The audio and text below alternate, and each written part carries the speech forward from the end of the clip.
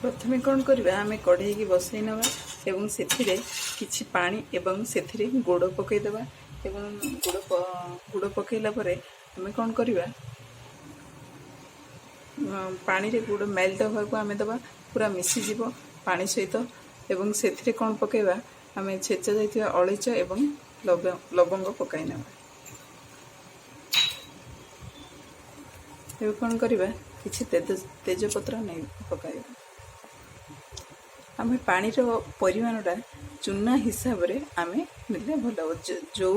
हिसाब रे आम पानी पकई ग्लास रे पानी पकई से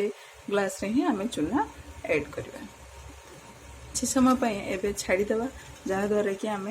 आमर गुड़टी पूरा पानी सहित मिसीज बिड़ीज ठीक अच्छे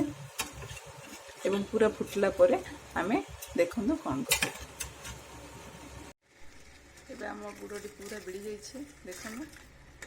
पूरा एबे कौन करबा पूरा फुटू आसुची एबे कौन करबा भल भाव फुटी जाइए चूना को आनी आम एथिरे घांटी देबा देखो चूना मु ऐड कर देली एबे कौन करबा आस्ते आस्ते एथिरे आम गोलाइबा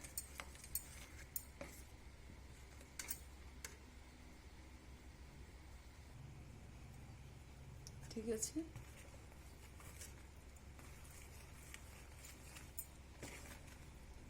जद्वारा कि आम चूनाटी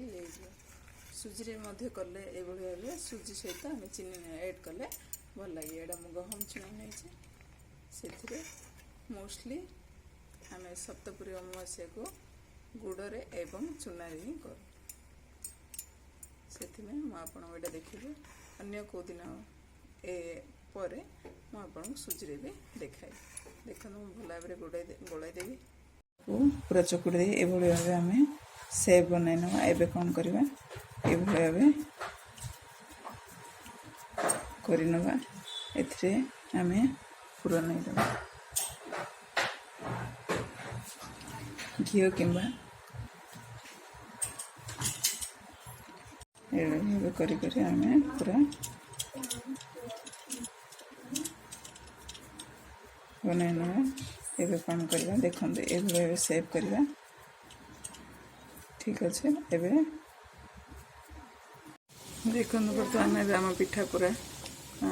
ब्राउन कलर पड़ा आसलानी आम एथर काढ़ी एबे प्रस्तुत होइछि हमर काकरा देखो कि भाव आखि बहुत सुंदर दिशुची से भाव टेस्ट लगे आप निश्चय ट्राए करंतु